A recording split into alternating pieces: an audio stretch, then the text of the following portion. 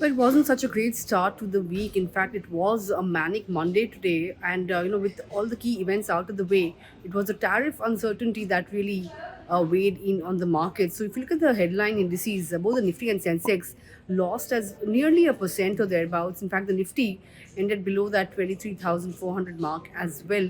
But the pain was really in the broader end of the markets. The Nifty mid cap index and the small cap index as well were down over 2% apiece. The breadth was extremely dismal, 1 is to 5. That was the NSE advanced decline ratio today.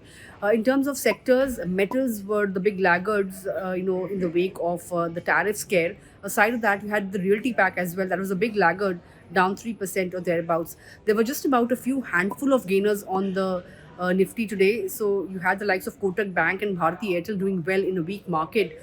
On the flip side, you had stocks like Power Grid and Trend continues its downward move, but also stocks like Tata Steel and JSW Steel saw a fair bit of selling. But if you look at the broader end of the markets on the Nifty 500 index, you had stocks like Signature Global managed to do well in a weak market, 5% gain coming in there.